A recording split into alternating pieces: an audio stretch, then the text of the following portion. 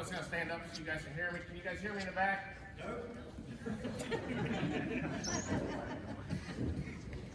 All right, 6 o'clock. I'm now going to call this meeting to order of the Warren County Agricultural Society, February 4th, 2026 at 6 p.m. in the Event Center at the Warren County Fairgrounds at 665 North Broadway, Lebanon, Ohio, 45036. Special meeting agenda. Roll call. Jackie. Here. Dee. Here. Chris. Here. Ron. Here. Here. Here. Dana. Here. Casey. Here. Todd. Here. Jen. Here. Arla's here too. Amy will be here late. Yes.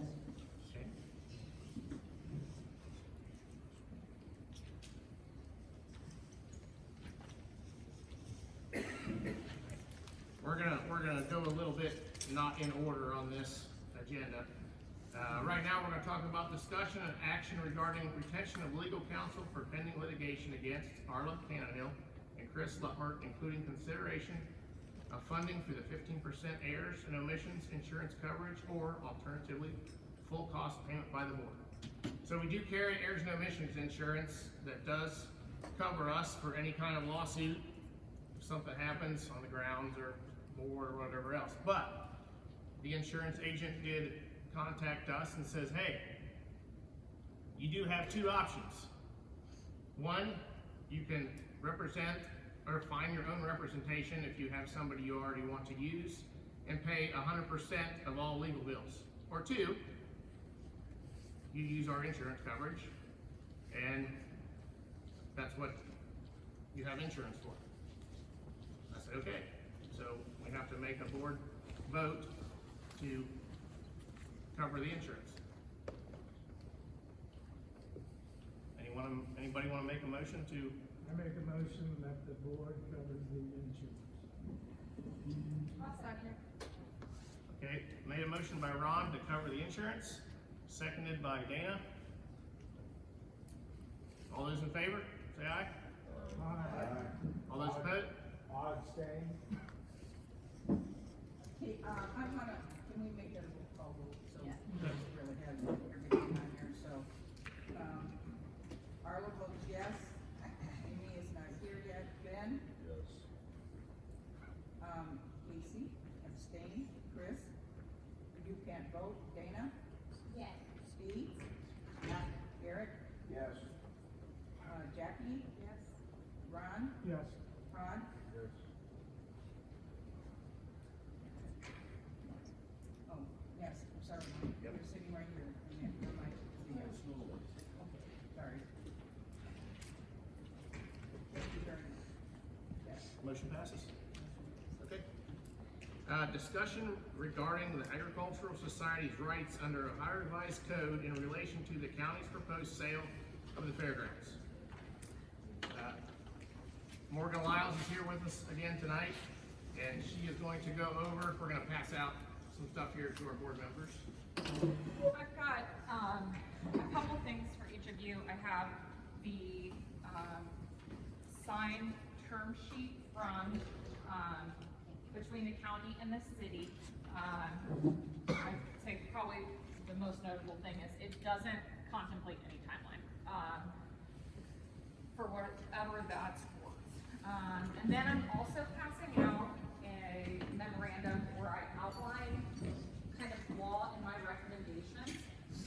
You'll see on there that that's marked attorney-client privilege, and when we indicate that, we do that to preserve privilege. So I've got a copy for Taylor to include with the minutes and as part of the record, but certainly attorney-client privilege communications have protection when it comes to public records requests. So to that end, I would encourage everybody not to disseminate these because it doesn't change advice. Independent of advice in my kind of assessment of options now, I did want to clarify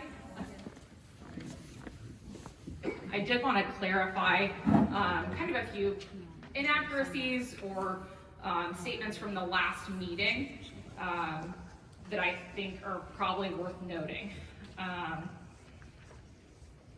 And I think kind of first and foremost, I heard somebody suggest at the last meeting that the Ag Society is merely a tenant of the fairgrounds. In the materials that I provided to you all, there's case law that specifically is disallowing boards of county commissioners from evicting Ag Societies from fairgrounds. They are not tenants. That's not the relationship that they enjoy. They have certain protection when it comes to fairgrounds. So I want to clarify that in no way, shape, or form is the Ag Society merely a tenant of these grounds, so long as the county owns them.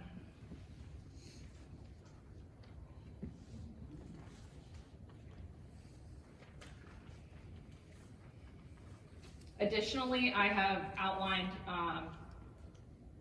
some ethical considerations for each of you all in light of one of the terms in the term sheet. Certainly the term sheet would be public record. Anyone's welcome to request that, but the memorandum that contains kind of my notes and recommendation is not part of that term sheet. The other reminder being that the board is to be discussing and considering these within an open meeting rather than through email. Deliberations should not be happening via email.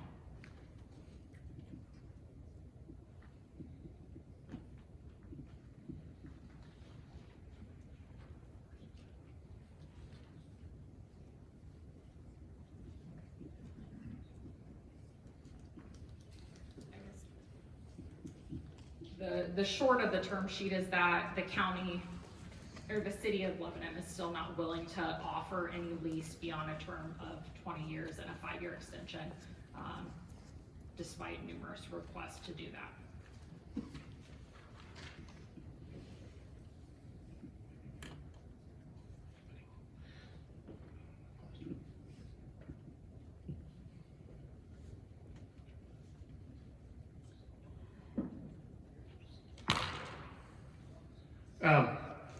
If we want to go over the term sheet, which we can do, that's what we're going to do now.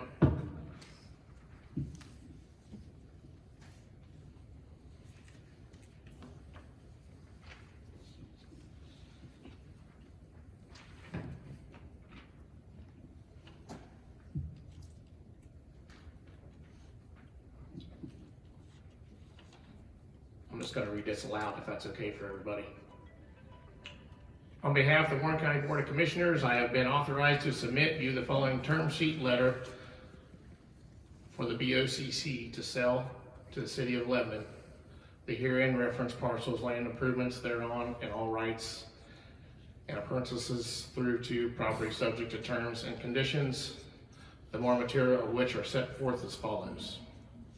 The property would include 95.18 acres, less minimum acreage to meet zoning ordinance for the county to create a separate parcel and retain the cell tower site. As part of the transition, the county would agree to transfer to the city the 7.099 acres abutting the property currently titled in the name of the Agricultural Society in the event the Agricultural Society conveys title to the Port Authority per terms of the 10/24/23 funding agreement. This obligation would survive the closing. Purchase price. This gets tricky. The cash price is $3,750,000 with a $500,000 credit for future electrical service bills from the City Electric Department for electric service to the Warren County Governmental Campus on East Street, Memorial Drive.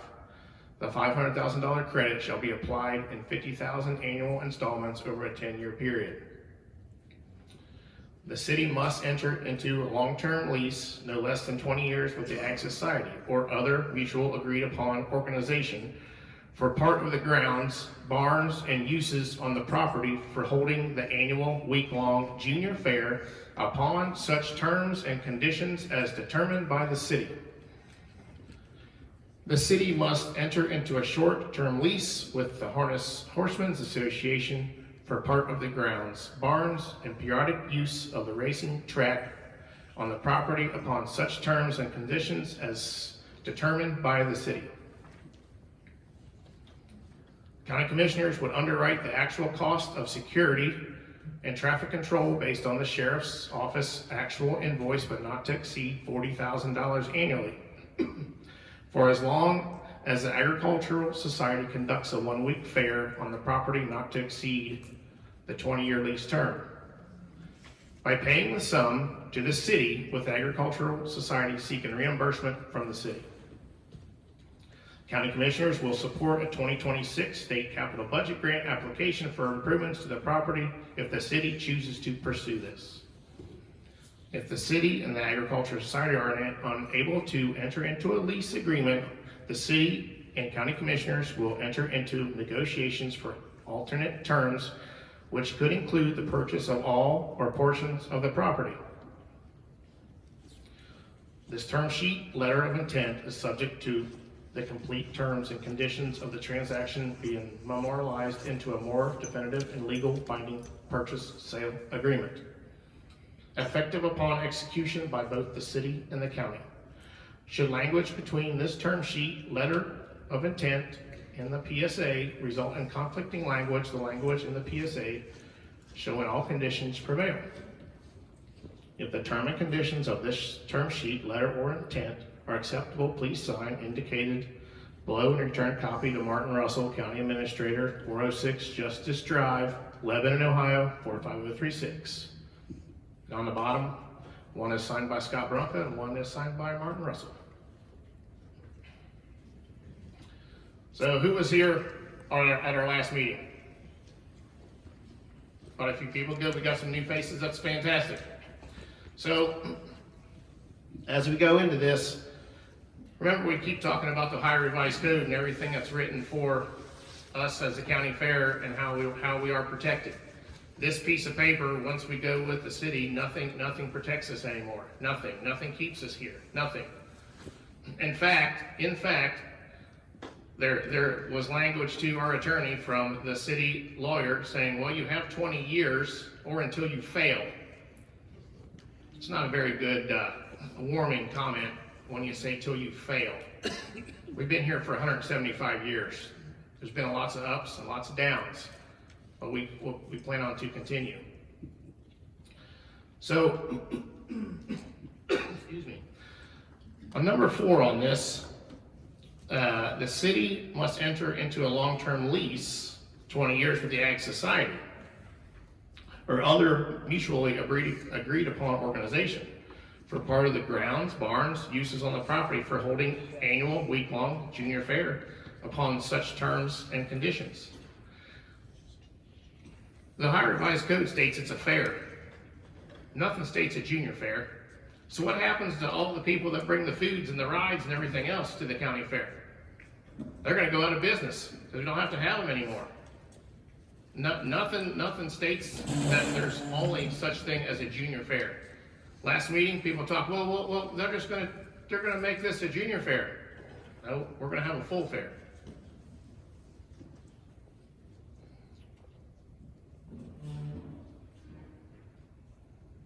Sorry, I'm trying to keep focus here. So at some point, our biggest issue as a board, as we sit here and discuss, is we want longer than 20 years. That's it. That's all we want. We've not been successful getting that. And at this point, I feel the best thing to do is continue on where we're at. Chris, just to clarify, even if there was a lease for a term of 20 years, the city would have the right to evict the Ag Society, and the county does not have that right. So I want to clarify that as a difference. Thanks, Marty. We've got a bunch of people here. Anybody want to ask some questions or discuss some stuff while we're here? Sorry. Yeah, we're going to open it up. Open up for comments. Sorry.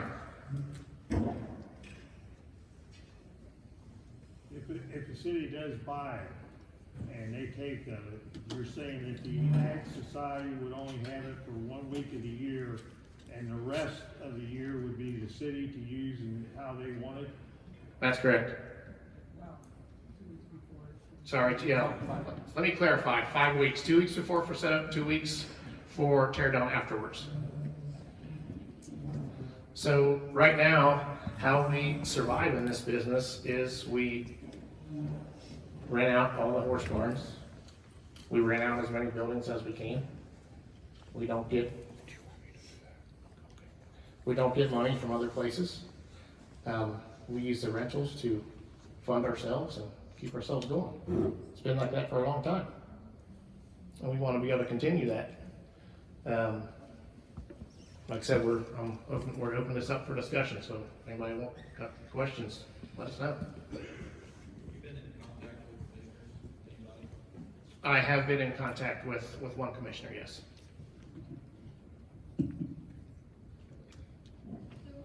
Chris, can you ask people to state their name and who they are?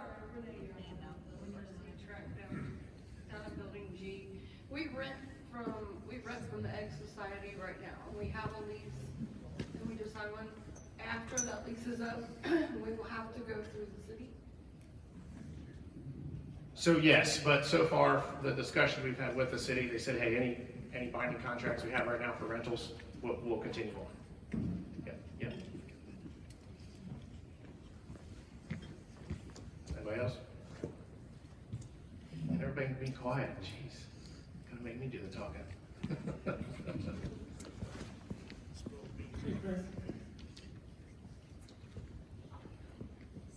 My name is Tom Hicks, I was at the last meeting.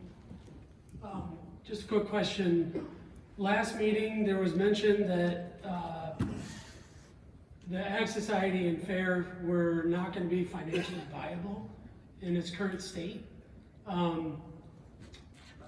I'd like to understand how you guys have concluded that. Has there been a budget put together for 2026, kind of demonstrating that if we continue the way we are, that we would not be financially viable?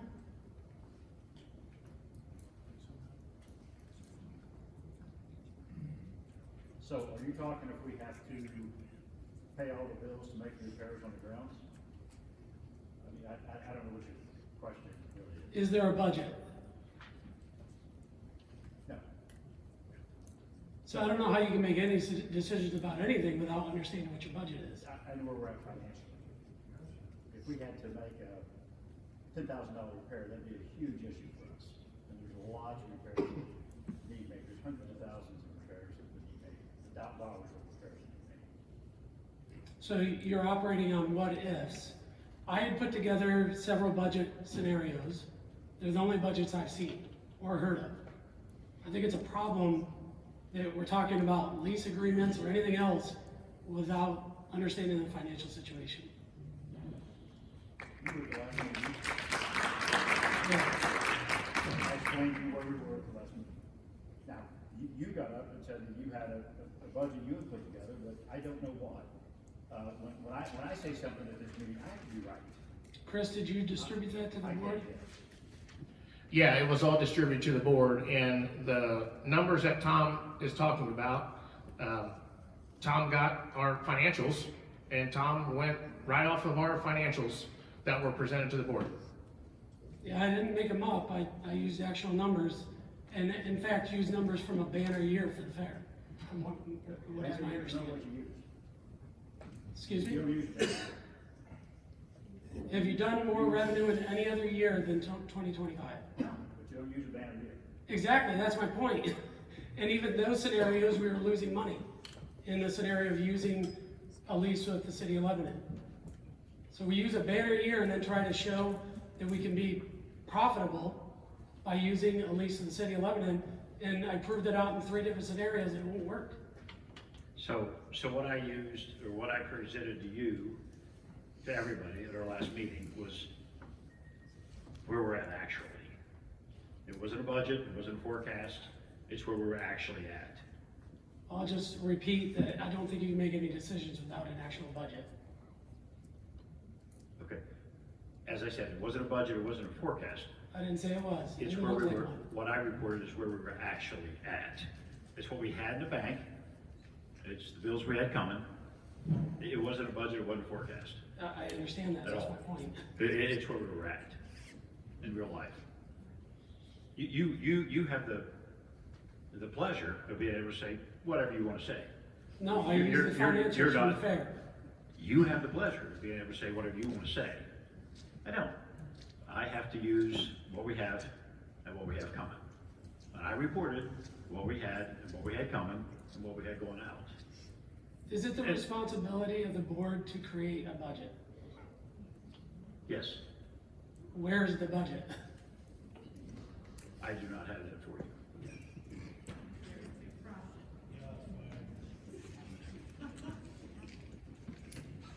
Now in your budget, you still have Taylor's salary in there, and the city's gonna cover. They are not going to cover it. I saw it in the email. He said they would discuss it if you guys wanted to talk about them covering it. That's, Everything they said is they'll discuss it, the rewording, nothing will they put in writing. And you made a budget on that? Budget on what? On I sent you guys the budget, Yeah. I mean, I did the work for you. All you Yeah, had to do not was really. read it. You do some stuff in the mix, but you didn't really make work for us. It's more work than you've done. That's your opinion. I'm not trying to be nasty, Yeah, you are. I wanna make sure that we have a good picture of what's going on. And I I feel like these people presented want a an actual clear and picture. transparent picture. At our last regular meeting, I presented an actual picture. Not a guess, not a budget, not a forecast. I gave you exactly where we are. And exactly Did everybody what's see coming that, in next that month. was here? Did it look like a comprehensive I plan? saw a projected plan from the city of Lebanon. That's what I saw. Again, I didn't present you a projection. I sent you what we had in the bank and what we had coming. Well, I welcomed, feedback from the board and I would alter it, but ultimately it's your guys' responsibility to put that together. Casey replied and gave me some input and, I replied back to him. I think we had a cordial conversation over email, but I think you guys really need to, don't even look at my budget, just come up with your own budget and at least start there. Correct. so if I can pull this up on my phone, I should have printed it out. I was the treasurer last year. And if you just go off the expenses that the city's going to cover, that we're not gonna have to pay, it's mind blowing, and I can email this to anybody. But what we paid in utilities, repairs, all that stuff, I mean, if the city comes down and cracks down on us on being code compliant, we're coached. We don't have the funds to repair all these buildings. I mean, not even close. That's my fear. That sounds like blackmail. They're gonna use code against us to force us into a situation we don't wanna be in. That sounds like blackmail. It's not black. It's not blackmail, there's a code. And How long have these things been out of code? Well, then why now all of a sudden is it urgent? It wasn't urgent until these guys want a lease. They wanna push us out. I agree, the city is blackmailing us. That's what it feels like. I mean, I don't wanna make an accusation, but it sounds like blackmail when you say it that way. But the city is offering to make repairs we just can't afford to make. Until we fail, which based off the budget says we will fail in the first year. Based off whose budget? The budget that's been. The only budget that exists so far. So you budget us to fail in the first year? Did you? That's what the numbers say with the lease agreement with Lebanon. If the city takes away almost all of our expenses, we'll be okay. That's what I reported last week, or last meeting, sorry. Then prove it. Pardon me? then prove it. I reported. Show us the budget. Doesn't have one. I reported that last meeting. And it wasn't a budget, it was where we're actually at. Our income, if the city purchases the property, and they're gonna purchase it, our income is fixed and our outlay is fairly fixed. To clarify what's going back and forth, Chris, has the board voted on and approved a budget for the 26th year? No, Tyler, we have not approved a budget.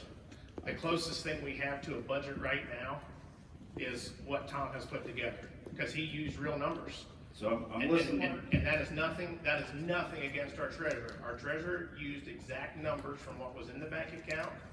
If I'm reading you right, Mike, what was in our bank account at that time. And that's fantastic. He's not wrong. But that's not a budget. That's what's in my bank account. I think, to prevent going back and forth, it sounds like two different things. People are asking for the budget that was approved by the board. He presented something different.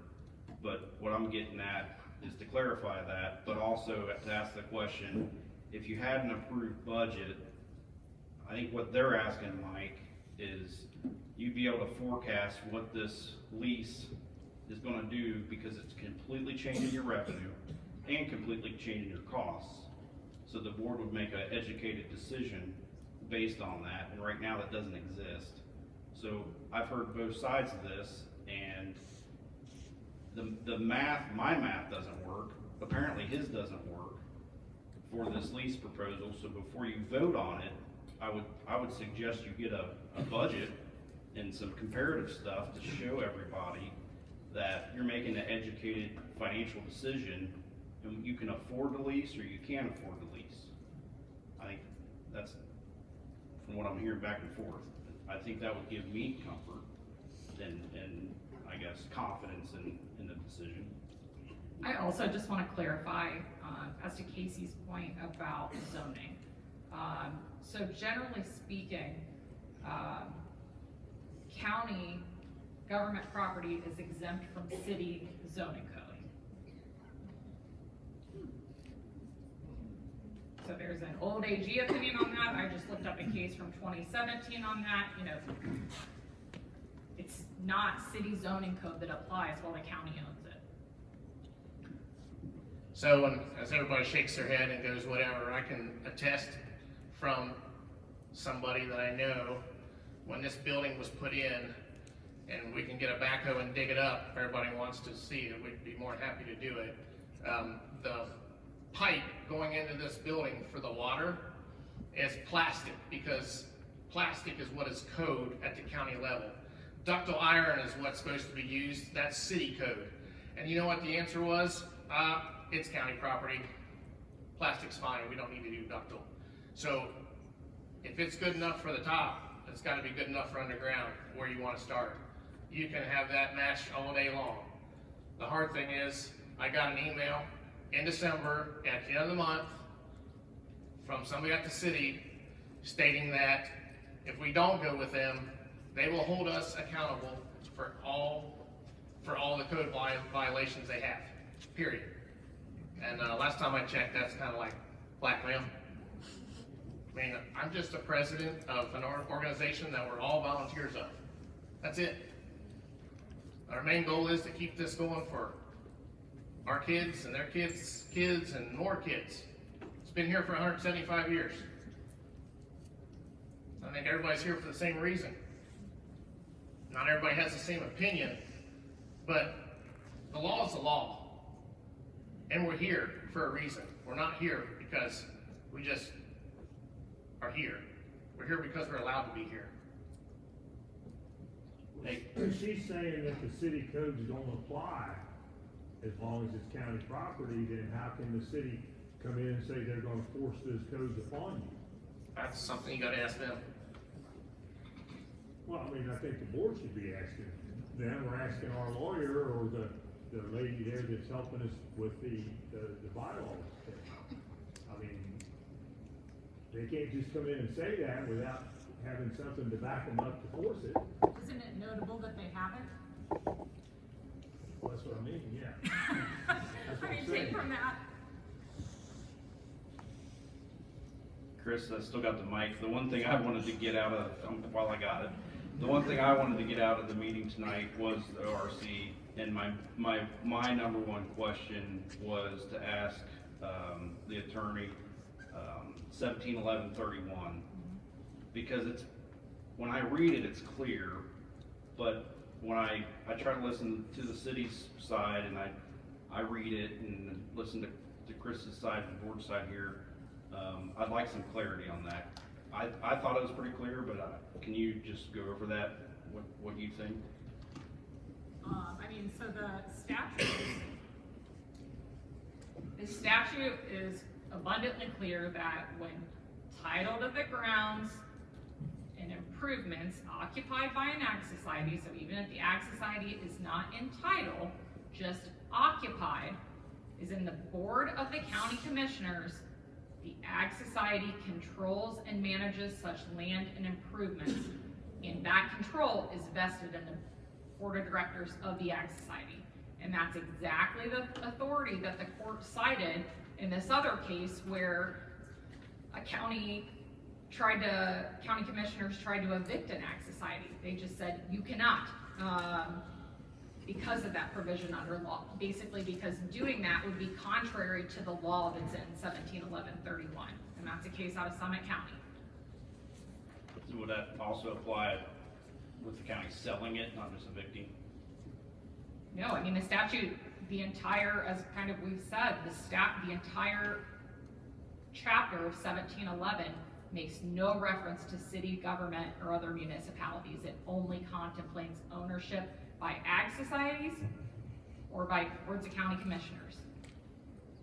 So should the commissioners sell to the city has the right to evict the ag society. Yes, correct.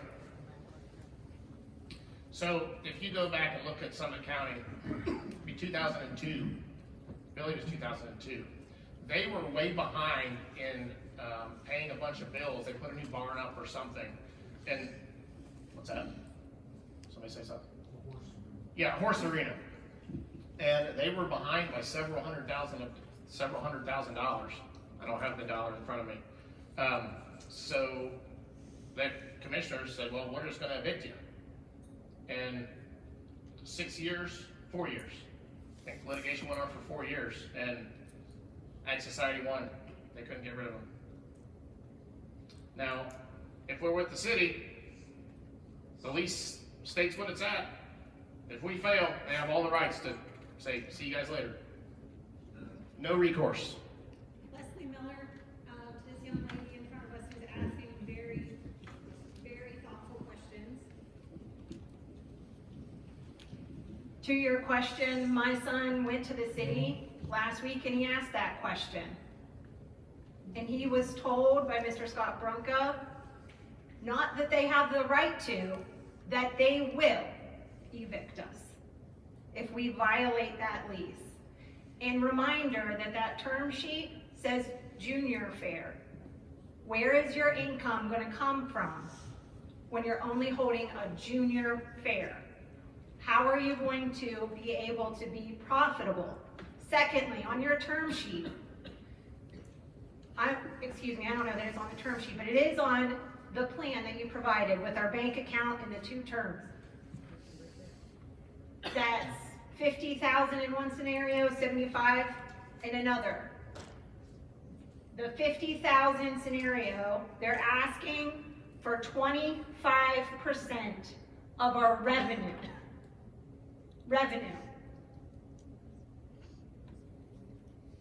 That's a problem.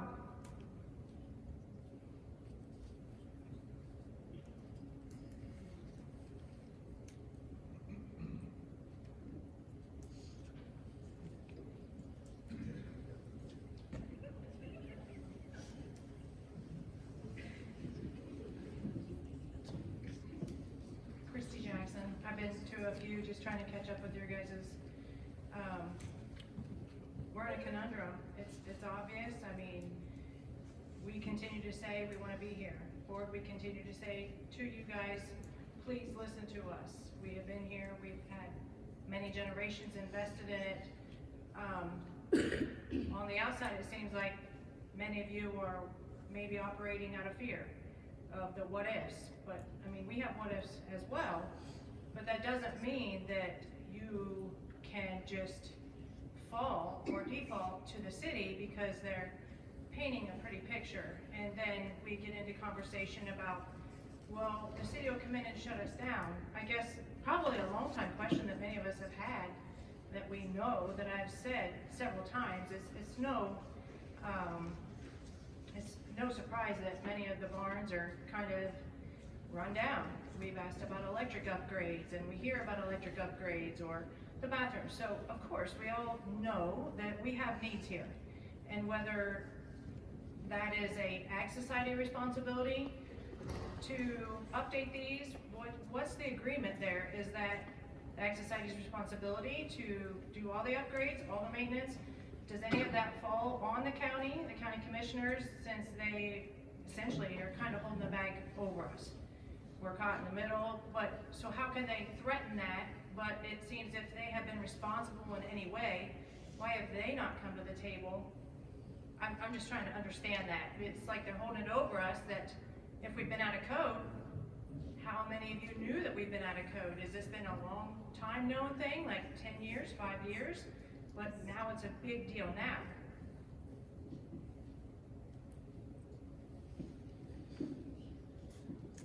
Anybody have answers? Christy, I'd say that's a very valid question, and these are questions that we can't ask, or we can't tell you because we don't know the answer. Like, is there any state law, statute, like who is actually responsible? Like, it's being used leverage against you guys and our for future here, but if we can't have answers, and just like if we can't have a budget, but everybody says we'll fail, or if we don't have a projection, but we don't have numbers, it's just like, you guys might as well just keep on running around in circles and pointing the finger. So as the continue here, and the Horsemen have kind of worked with their stuff on, they want to operate basically like a sublease from us. They'll be in charge of their own buildings. City, same way, they've talked about it. They'll be in charge of their building maintenance and all that kind of stuff. They'll be on their own. They can take care of all their stuff, which for them is fantastic. It also takes our dollar amount out of what we need to keep this place going. If they get subleased from us, they take care of what they're doing. We don't have to pay all those fixes over there, right? I think that's a positive in the future we need to look at and make sure that happens, because we want to keep this place viable, right? And we want them to be successful too as well. So in my mind, any way that we can save money and put this place back together is the key. I think as we look forward, you know, the last several years for us has been a little bit of struggle. There's been some ups and downs, right? But there's lots of things going on that's really good right now. You know, Christine's here somewhere. The STEM program is really starting to take off, and we're hoping to get a lot more people in here for the STEM program. Yep, right, Christine? Having lots of positive feedback for that. I think as a whole, the thing that sticks with me the whole thing is we've been here a long time, and I'm not afraid of change. But there are rules and regulations put in place for us. And one thing's been said more than once. I want everybody to listen to this very clearly. In fact, all of our board members as well. The Red Book and the Ohio Revised Code is antiquated. It's antiquated, right? It is. Oh, 100%. So is the U.S. Constitution. And we've got to abide by it every day. Does everybody understand that? Rules are rules. They're put in place for a reason. Doesn't matter if they're old or not. We still abide by them. David Jakes, has the Ag Society, have you guys been in contact again with the commissioners or to talk with the county, like one-on-one? Like, that seems to be where our problem is. Leave the city outside right now. Where is the county at? Why aren't they here? Did anybody go to any of the commissioners' meetings a week ago? Did anybody up here on the board go? I didn't, but I listened to the entire meeting. How many raised hands went to the commissioners' meeting? I went, I just listened. Did anybody speak? Not from our board, no. Why? Does the commissioners ever come here? They were invited last week, and no one from the board was there last week. They were at the previous meeting. So as the Ag Society, you went to the commissioners to a meeting to sit there and not talk and to present what's going on or what our problems are? Thanks. That's your job, right? That's not my place to do that, no. Well, whose is it? You guys need to be working with the county, right? This is our battle. Nobody stood up and spoke? Chris and I did go to a meeting, not with the county commissioners so much, but with Martin Russell, who is their spokesperson. Also, Bronca was there. Yeah, Amy was there, and we kind of laid out what we needed and wanted. It just went over their heads, or they didn't pay any attention to us. I don't think either one of them are listening to us. And as Chris has been saying, I think the only thing that we have is the Ohio Revised Code to base our decisions on. And because I want this fair here for a long time also. So basically, you're saying the commissioners have no support for the county fairgrounds anymore? I don't know that I said that. I said that. Well, kind of assumed that, but maybe I made an assumption, but I just get that feeling that, I can remember when the commissioners were very active in the county fair, and they had a big part of it. I mean, I'm talking 60 years back and forward. And it sounds like now that the commissioners have no interest, to me, in what you're saying, because I would think that if this is county property and this is going on, they should be here. I would think so. They were all invited last week. I understand that, but I just can't understand them not even showing up. I mean, I just, why do we vote these people in office if they're not gonna do anything? That's, I don't really part of political in that, but They're more concerned with playing tennis. I've been attending all of the meetings from here, the city meetings and the county meetings. I've been fighting for us and voicing it, and it's just me and Warren here speaking each week, and it's kind of sad that we're the only ones fighting for the fair in front of the commissioners. I am running for county commissioner, so hopefully I have all your votes, Catherine Bowles. I do want to save the fair. Us taxpayers in Warren County are sending $45 million to those tennis courts. To go to the tennis courts, the cheapest ticket to get there is $250. I don't think I can afford that. I don't know how many of you can afford $250 to go watch some tennis. I don't know how that's benefiting our people like the fair is. So hopefully I have your votes. So we'll get this changed.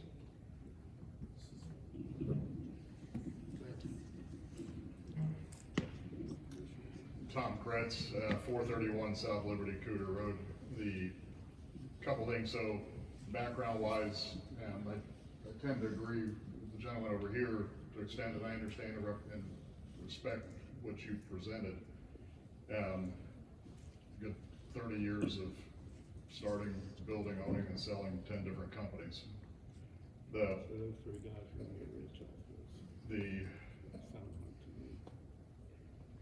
Number one, before you enter into any kind of lease agreement, you need to do essentially a pro forma. You need to look at your 5 years trailing financials. So what you had for revenue and expenses. Use that, take the mean, not the average of that, and project forward 5 years. And try to calculate out where you'll be based on the terms of the lease that were presented to you. You typically would want to do a cash flow analysis and make sure you have a financial statement, it sounds like is what you presented, a statement of finances at that time, a snapshot in time. But you really need to put together a pro forma so that you can then negotiate terms that fit within that pro forma. based on the terms of the lease that they're presenting. You can then negotiate the terms of the lease based on what you believe or anticipate you can afford. If the county commissioners have a commitment to preserving the agricultural history and presence in the county seat, then I would encourage and advocate for the county commissioners to guarantee the obligations of the society if you enter into a lease with the city, so that there's no chance of default. So in a commercial lease, wordsmithing default terms is what will kill a tenant. So there are terms that you need to be well aware of, and you need to have someone that understands commercial real estate helping you from a legal perspective. The default terms and that wordsmithing is critical. Something that you may not have thought about if the city does go through with this and the county goes through with it, and even if you work out amenable terms, the city is going to develop a portion of the property. That's a given. In order to do that, the city is going to most likely TIF the property. I don't know if everybody knows what a TIF is, tax increment financing. And if there's any residential component to it, they're going to put a RID on the property. And so with a TIF and RID, that essentially is going to, the taxpayers' money is going to come back to the city to reimburse them or a developer for the improvements on the property. It's your time right now to negotiate a piece of that pie. So if you are giving up your protections under the county, then it's reasonable to request that a portion of that TIF or RID money comes back to go towards the improvements or the repairs, whatever you want to call them, to the buildings and properties. From a zoning standpoint, your legal counsel would be able to help you on this, but from a zoning perspective, buildings are not, there's a life safety component, there is a nuisance component. If a building is falling down, needs to be demolished. But if it's a compliance with ADA or with other things, what drives essentially enforcement is change of use. And I think you would agree with that. So long as there is no change of use in a building, you cannot force that the owner of that building. They may be able to essentially you can't compel them to make it ADA compliant. So they have to make a reasonable accommodation if someone comes along that needs that, but you can't compel them to change it unless there's a change of use. So takeaways are watch out for the default terms, be very cognizant of that. Look at trying to get a piece of the TIF or RID money in the future that would come back directly to repairs you can earmark that for specific things.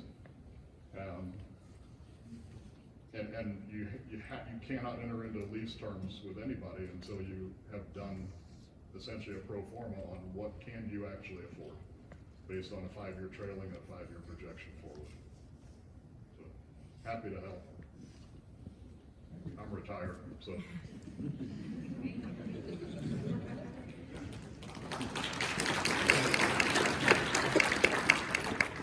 Hey, Martin. My name is Troy Calicote. I'm an attorney at Easterday, Cunningham, and Esselgrove. I've been retained by some individuals interested in protecting the fair. It seems to me the fundamental question here, and I'd be interested to get your opinion, is this sale even authorized under the Iowa Price Code, in your opinion?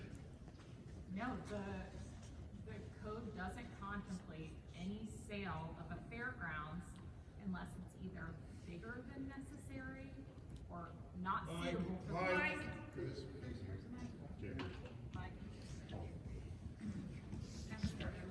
Sorry.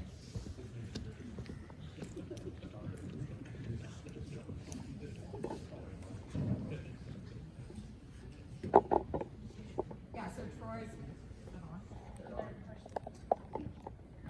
to Troy's question, I don't think it's authorized, and I've conveyed that to the prosecutor. The statute only authorizes sales of fairgrounds if the fairgrounds are, it authorizes the sale of part of the fairgrounds if they're larger than necessary for their intended purpose, so part of, or if they're not suitable for their intended purpose. What the county and the city at least have before us today in a term sheet is for all of the grounds. And when I asked the prosecutor specifically, under which of those statutory grounds is the county saying that they have the authority to do this, he said, that level of detail will be in a definitive PSA. So to me, they don't have, that should have been question number one, do we have the authority? And I think the answer is no, it's obviously suitable for a fairgrounds, you've been holding a fair here. So my follow-up to that would be, what do you think the proper process would be if they tried to move forward with the purchase agreement? Yeah, I think if they actually move forward with a purchase agreement, the Ag Society's best course of action is to file an injunction to stop that behavior, because there's statutory law and there's case law, and really it's calling the county to the mat at that point. And for a judge to apply the case law, or in the statute, more so. I've reviewed the revised code. I represent several ag societies around the state of Ohio, and there's never been a situation like this that I have seen. You know, there's usually, I've never seen it where a municipality has come in to start trying to nibble away at a fairgrounds. It's usually, it's always things between the commissioners and the ag society. You always get some give and take there, but this is very unique to me. So yeah, this is outside the framework, in my opinion, of the Ohio Revised Code.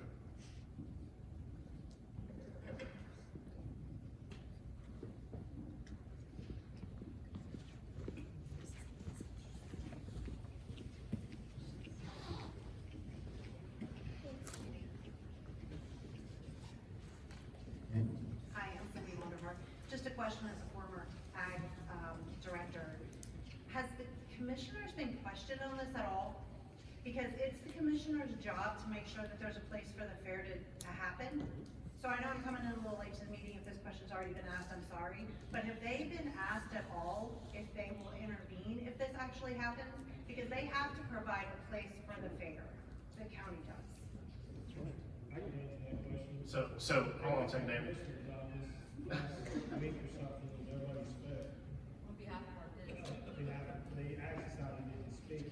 Well, just having been a director, I know that they're responsible for having a place for us to have fair, and the expense that would cause them to run the water and the electric needed for a fair. You would think the commissioners would get involved if this was actually happening. So, in all actuality, and I was thinking the same exact thing, but the word says may, not must. In that, you can read the Ohio Revised Code, but look up 1711.31. So if you go back in the 20s, 30s, 40s, when there were still fairs kind of coming up, maybe even before the 1800s, the county commissioners may provide you a place, right? A group got together and wanted to form an ag society. This is how I interpret it. Hopefully, legal says the same thing, but this is how I interpret it. They may provide you a place, which is fantastic, right? Not they must, but may. But as you read down through the laws, again, there's lots of stuff written. I hope everybody reads it. 1711.31 and 1711.25, both, but the 31 states that if we manage and occupy the grounds and keep holding a fair here, we don't even need a signed lease. Do not need a signed lease. We're here, and that's it. And go back to Summit County, kind of same thing. They owed them a bunch of money. Still here, still there. Summit County's still going. Just great. Commissioners have wanted this fair gone for a while. I know they have, because of the politics that happened when I was on the board, and that's why I was just curious. It's really important that they use the microphone. We can't hear the questions up here. And you know, just stand up and tell me your name. Do you stand up and say my name, is that what you said? I don't know. It's Cindy Vonderhaar. You didn't hear your first.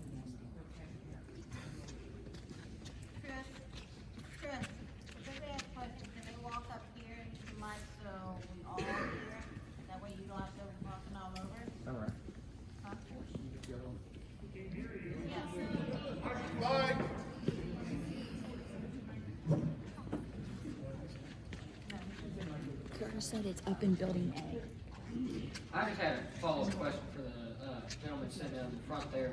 So, do we not already have funding and backing? Because in ORC 171115, it states, in counties in which there is an agricultural society that has purchased or leased for a term of not less than 20 years, real estate as a site on which to hold fairs, or if the title to the site is vested in fee of in the county, the Board of County Commissioners may erect or repair or otherwise improve the site and pay rental of it, or contribute or pay in any other form of indebtedness of the society. If Director of Agriculture is certified to the Board that the Agricultural Society is complying with all laws and rules governing the operation of county agricultural societies. The Board may appropriate funds from the county's general fund or permanent improvement fund, and it may appropriate revenue from tax levied under Division T of Section 5739.07 or 09 of the Ohio Revised Code, any amount that it considers necessary for any of those purposes, provided that an appropriation of revenue from that tax may be expended only for the purpose provided in the resolution levying that tax. So, yes, you are correct. That's in a good functioning county commissioners that are supporting the fair, that's typically what would happen. Okay, there's a process where the Ag Society can approach the commissioners. We need a building or something that needs to be done.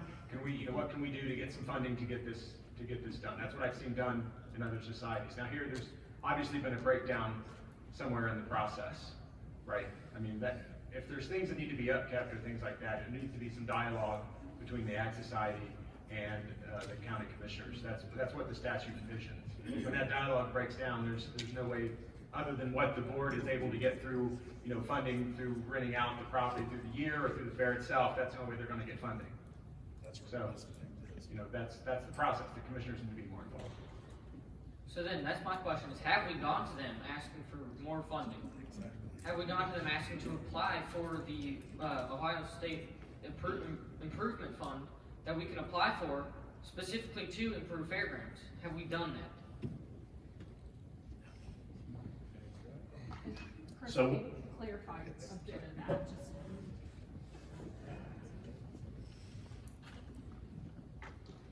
So the money specifically to improve fairgrounds is separate and apart from some of the other grants that the city has referenced. The Ag Society has received grants when those programs have been made available specifically for grants. Whether that's been through capital budget appropriations, or there have been times that GRF has appropriated money. When I say GRF, I mean General Revenue Fund, for Ag Society. So I don't know, we got what, $400,000 or something, I think, for this building that we're sitting in, insofar as grant funding. We have 100,000 right now getting ready to go into the grant.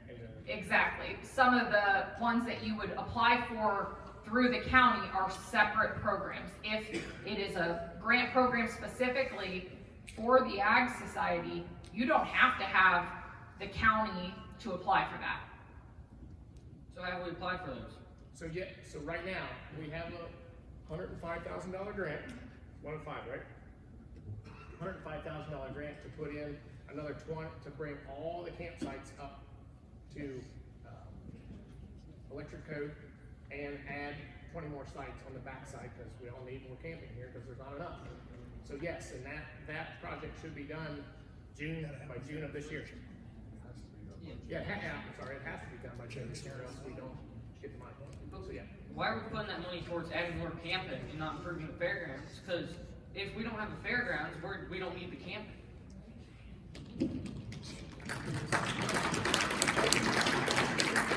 I appreciate that, Warren, very much. So when we applied for this grant 3 years ago, we had no idea that they were planning on kicking us to the curb. So we're just going on status quo. And that's the best answer I got, because everybody knew that this thing was supposedly getting sold before we knew. Because when they put that thing up, or they did that announcement in August. None of us board members knew. None of us. So there was a group put together last year after the horsemen were getting kicked out. A group of a couple people from our board. One, Dana, just you. Okay, one for the horsemen, and then Scott from the city, Martin from the county, another guy representing the horsemen. But nothing was stated in that we know of. I mean, I would hope Dana would tell us if there was, and when she said nothing.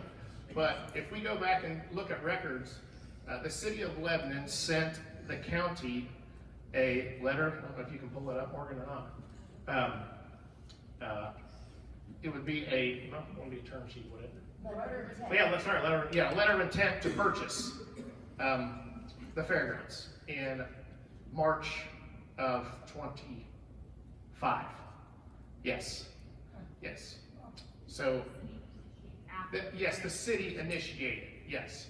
So this is very tough on both sides, and as we discuss things, and me being the president, hearing it from both sides, somebody is telling us, oh, the county doesn't want us, the county doesn't want us, the county don't want us. In fact, one person told me that the county will not take you back, Chris. The county will not take you back. That's what he told me, period. Well, the city's the only one that wants us? No, the city's the one that wants to buy us. They want to buy us. They want to develop the frontage on the property. And good for them. I'm happy for that for them. The problem with that is it affects us directly. The parking all the way across the front, there's 21 acres that will be developed. I'll be able to see the master plan on February 12th. There's a splash pad. There's going to be restaurants. There's going to be apartments on top. There'll be townhomes on the northeast side. Lots of improvements. That's fantastic. But all of our fair growers will then have to park across the street in the park. I don't want anything to affect our attendance for this county fair that's going to take our attendance down. We're trying to gain numbers. And by the way, everybody states that, oh, the fair's no good. You guys have been losing numbers. You're not doing good. We've been gaining numbers. And we are one of the 4-H, one of the only counties in the state, there's several of them, but we are one of few that are gaining 4-H numbers. And I don't know if anybody's heard that or not, but we are gaining numbers, which is fantastic. Our county is very good about getting people in. We tagged the second most steers on record since the year after COVID. Our numbers look really good for sheep, cattle, goats, chickens, you name it. So putting the stuff across the front, that is going to hinder our parking, how we get in, how everybody sees us. When I say us, that's the Ag Society, that's the county fair for the week, right? That's going to affect everything. If they can't see all the food booths from the road, because right now everybody can just about see everything. Everybody parks.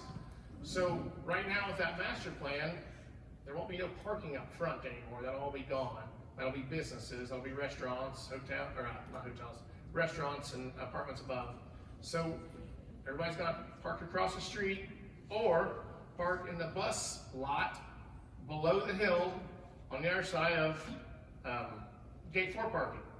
So everybody's gonna have to walk, and everybody's, oh, it's fine, we'll walk. People don't like change. When they go someplace, they come back the next year and they gotta walk a mile. We're not coming back. It's too far of a walk. We have an awesome sale, $775,000. Gene's sitting here tonight. The sale is awesome. My goal, my hope, and I'm hoping everybody else here, same way, we can get to $1 million on the sale. And I think we can get it, I really do. And that's something that we can put to the press, to the public, because we're getting $1 million back for these kids. And that is pure success. And it's been going on for 175 years. And I'm glad the city wants to make it look better and make it look fancier and everything else. What's wrong with what we have? It works just fine. I'm gonna say because I can't speak for the rest of the board. They can have their own thoughts, but I would like to see this place flourish.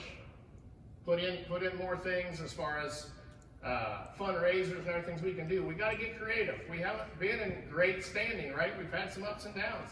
There's enough people sitting here tonight that want to make a difference. So let's do it.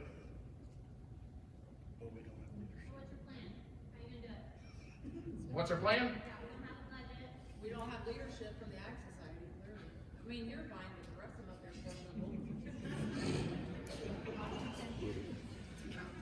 still We're all ears. Let's hear it. We couldn't hear that. Okay. Well, Aaron, I'll bring that back.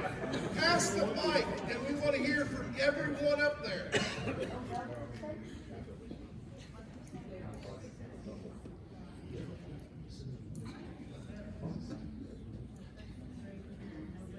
I'm just curious what the plan is. We're all talking about the code and staying here, and that's great. We all want to stay here. We all have the same goal for the kids.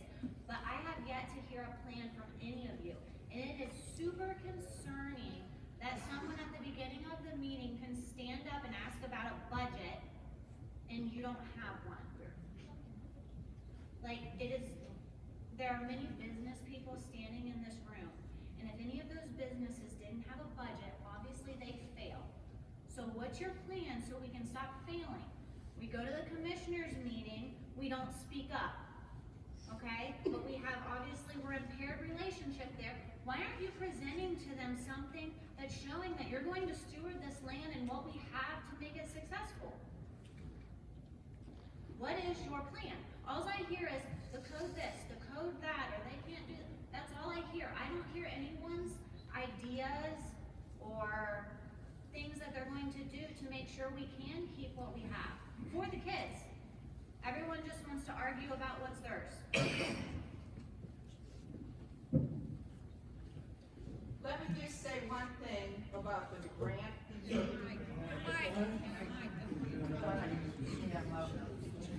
Let me just please clarify your question about the grant. Why is it being used for the campsites and not for something else? Whenever you apply for a grant, you apply for a grant with the reason that you want the money. And then in order to be, you need to use the money for the reason that you applied. So that's why that money cannot be deferred to a different project. It needs to stay with the camping program to try to make more campsites. We've had the money for 3 years, why haven't we started yet? You've had the money for 3 years, why hasn't it started yet? Simply, we actually have everything done. It's just got to put out the bid. Was it taking 3 years to go out to bid? Somebody gave you $1 million to build something, why the hell are you waiting 3 years to build it? I don't know, power doesn't take it long.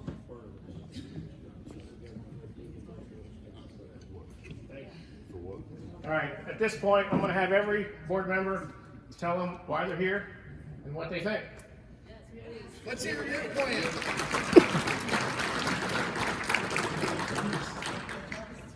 Hello, my name's Ben Combs. I have been on board. Stand up, please. My name's Ben Combs. I've been on the board now for 5 years. I have 3 kids that actively are in, and I've got one small one that is a Clover Buddy. I'm here to make sure that the kids all have a place to show every year.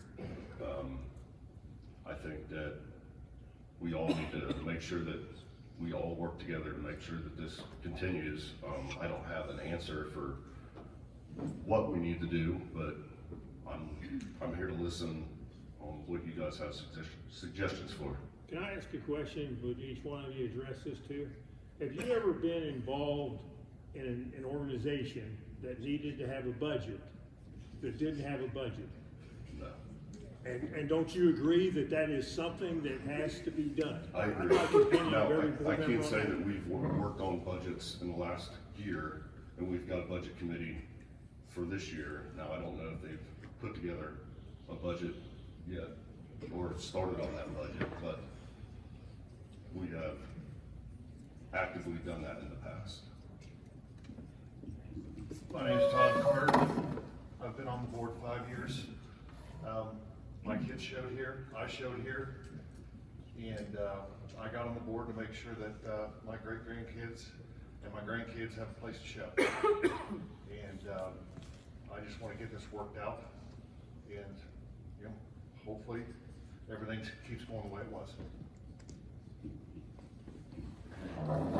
My name's Casey Fodor. I've been on the board. This is my 3rd year. I have a daughter that shows horses and a son that doesn't want to show anything. I got on the board due to the first year we showed here. It was embarrassing to put a horse in these barns. I mean, I feel for the horsemen to put their race horses in these stalls. I mean, they're terrible.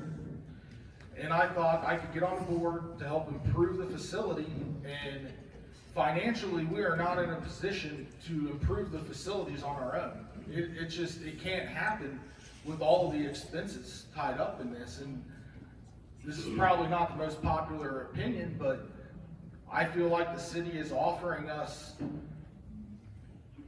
a gift on the improvements to the property. Now, Did you have a budget when you were the treasurer? I did have a budget, and I made several different budgets because during that time, we were in the middle of, are the horses staying or going? And I made budgets with and without horses, race horses here. And financially, we are not strong. We have a lot of overhead and utility bills. You know, when I became treasurer, we were $72,000 behind on utility bills.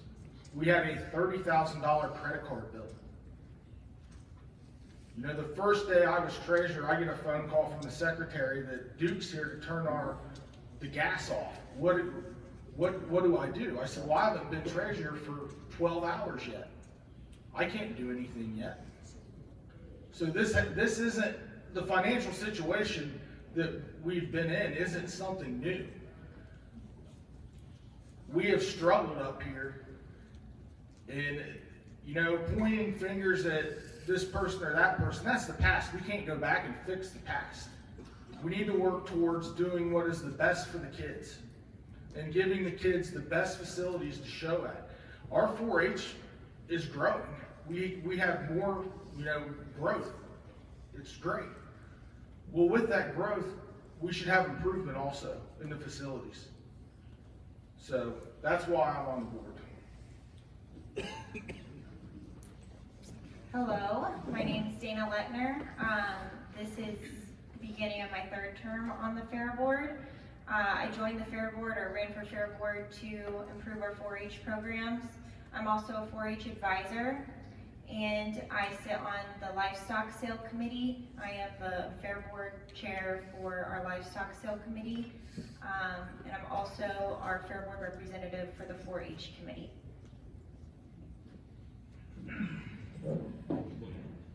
I'm Garrett Gard, and I've been a part of this fair every year of my life, and I ran for this seat because over the past 10 or 20 years, I've been disappointed in the way this fair has been run, and I've heard rumors of the city wanting to purchase this property for over 5 years and develop the entire property. And so I joined this board to stand up against the city and try and protect this fair and the 4-H programs and see that they continue for another 175 years. And I'm doing the best I can. Hello everyone, I'm Amy Drawer, and I was elected 5 months ago. Yeah, 5 months ago. And the reason why I decided to run was I was outraged by the way the horsemen were treated. And that just stirred up a lot of stuff in me. We don't treat people that way, and we don't pull the rug out from underneath people.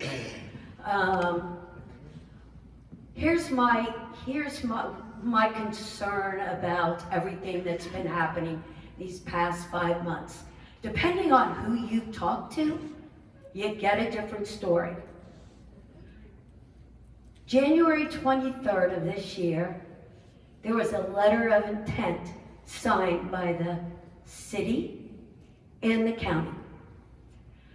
On January 27th, at a county commissioners meeting, I wasn't there, but I was listening to it, the commissioners said, we haven't made any decisions about the fairgrounds or doing anything. So I'm like, is anybody talking to one another?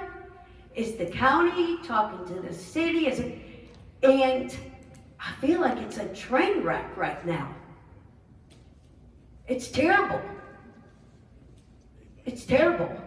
And so I feel being on, and I've been a part of the negotiating team, and we have met with the county, we've met with the city, we've met with attorneys, and we've tried. So there has been communication, but we're not getting, because we want to stand strong in our belief of what's important with this fairgrounds. This is the most prime property in the entire city.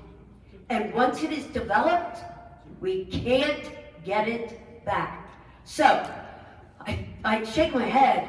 Why did I run 5 months ago? But I did because I care about this fairgrounds. I care about the integrity of the program. And we just can't give things away. And I appreciate Morgan so much, appreciate your feedback, when we said, well, we want an attorney to be with us when we negotiate.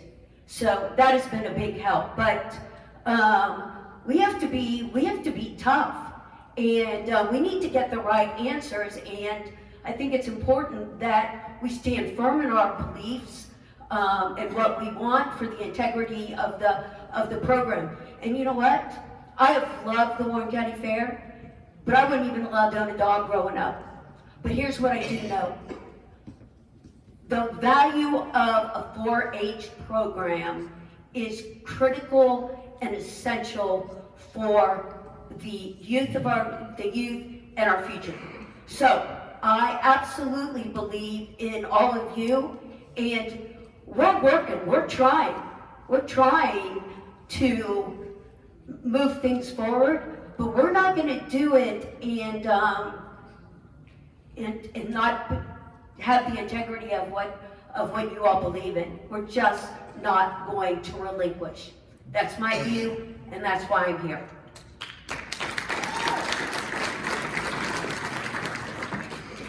Hi, everyone. I'm Arla Tannehill, and I was elected to this board a year and a half ago or so. And I ran because I could tell that there was discourse in how all of the property up here was being managed. So I have a long history of serving on boards. I've never served on a political board. I'm learning a lot about sunshine laws and finding that I'm not quite so off on whatever. Lots of different ways to take minutes. Never had to do a roll call thing before with the other boards I'm on. But once this property is in others' hands, it will never be the same. Never be the same. Once you change, it will never be the same. Oh, and my background in 4-H, I forgot to tell you, I was a 4-H advisor for about 20 years, both in Michigan and here. I was horse superintendent for this fair 6 or 7 or 8 years, I don't know, somebody's got a record there somewhere.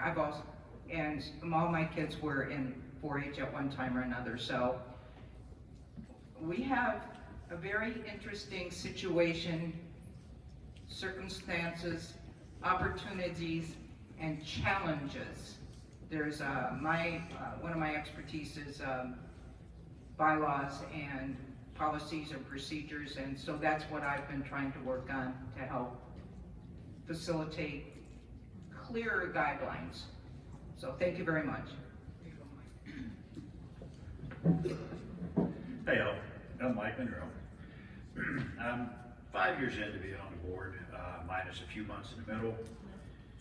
My watch just told me my heart rate went to 120 beats. Pretty passionate about this. I'm your whipping boy for the budget. This is my second time being treasurer. First time I was treasurer, we had budget. I walked into the same situation that Casey walked into. We were 30 grand in a hole on credit cards, owed the city $70-some thousand in utilities, owed Sunrise Fuel, I think about 30 grand. So that's where we were. You know, we get audited on that kind of thing. We get our hands slapped for not paying our bills and for paying late fees. My history is I've been with the horse group 12 years now, senior horse advisor. Then moved into the fair board. I was asked to come to the fair board to help represent the horse side of this, not the race horse side of this, but the 4-H horse side of this. So I did that. I enjoy it. I love serving on this board. I believe, as Casey does, it doesn't matter to me, and I don't know the legal end of it. It doesn't matter to me who stakes claim to the property. I want to see the fair go on here. I want to see the 4-H kids go on here. That's what I want to see. And like Casey, I think the city is offering us a gift. I know that you guys have to be frustrated. You're like, my goodness, why don't you go demand, you know, that commissioners work with you? Folks, that doesn't work, man. We've tried. The city is talking to us, the commissioners, and it's choice, they don't. So I feel like we do have a great path forward here. Are there some challenges? Absolutely. There's no question there's some challenges. But all of my conversations, certainly with the city and the plans, have been just very positive. So my name's Mike Monroe. I want to keep doing this. I want to keep us going, and I want to grow this fair for many years to come. And thanks for you guys coming out and being involved.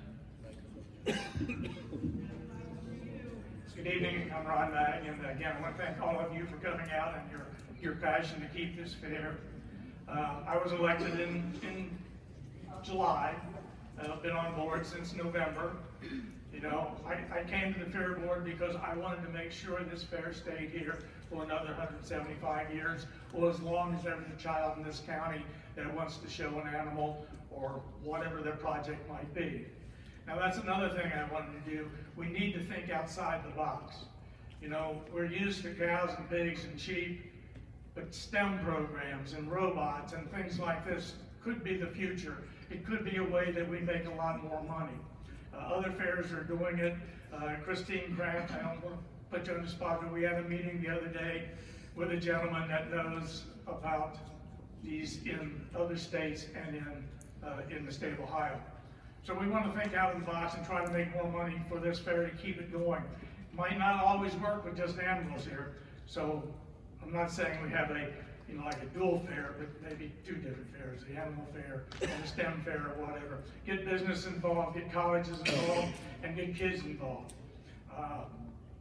My responsibility, I'm not my responsibility, but my kids were in the fair. I'm a Warren County native, probably been coming to this fair for 60 years or so. I'm getting old. And again, I want to see it stay here. Also, truly believe in the Ohio Revised Code, and what the Ohio Revised Code is what these lawyers and I want to work with. I don't believe the city has worked with us honestly.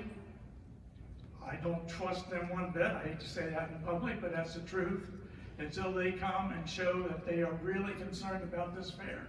I say we use the Ohio Revised Code at every availability that we have, and make sure that we stay under the county and work with the county under the code. So again, appreciate you coming. Appreciate your input. If you got more input, keep telling us, keep going. We work for you. You're the Ag Society, you hired us. So remember that, you're our boss.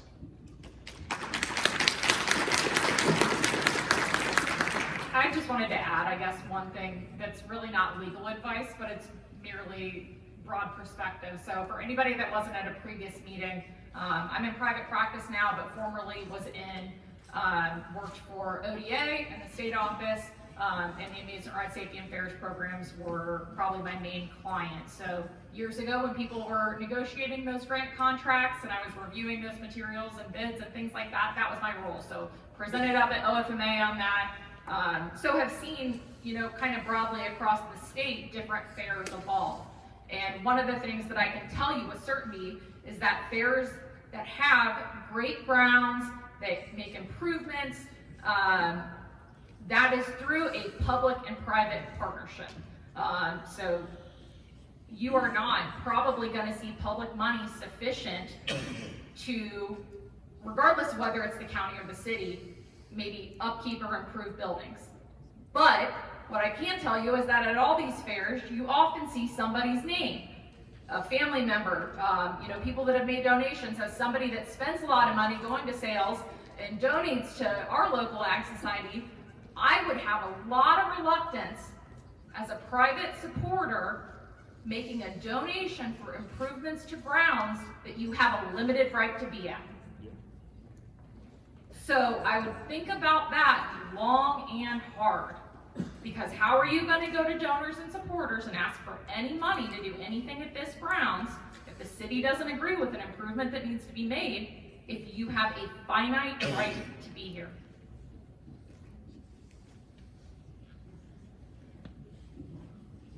Hi everyone, I'm Jackie Sechrist. I don't have any kids of my own, but my sister and I have a 17-year age gap. And so I watched her throughout her whole 4-H. She was in the horse equine. On top of that, I'm a 5th generation harness horse woman. So I've been born and raised here at the fairgrounds, attended every fair that I can think of here at the fairgrounds, and I want to see it continue.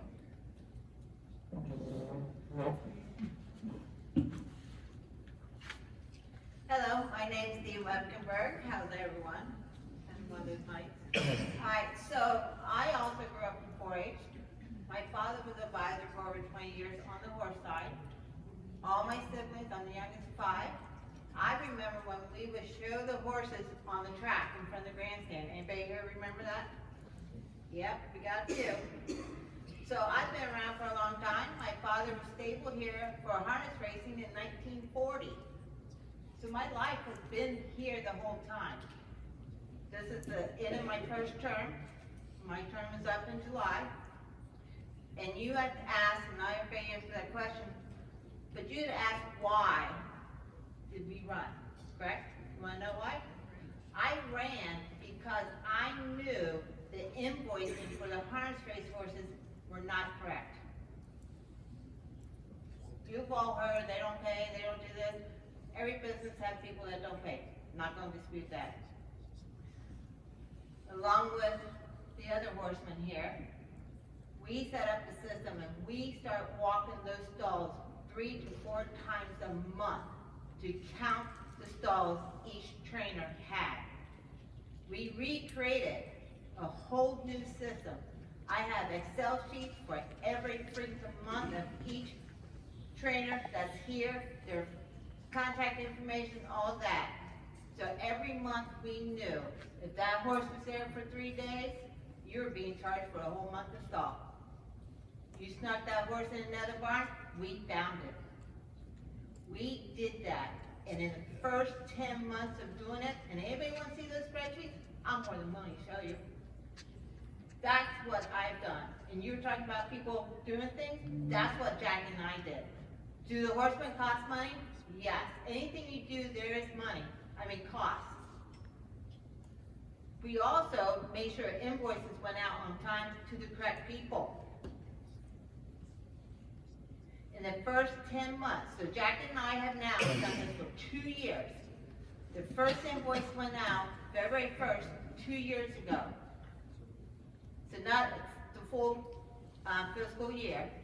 So the first 10 months, by walking the stalls to make sure that the horsemen are paying their bills, $420,000 came in from stall rent.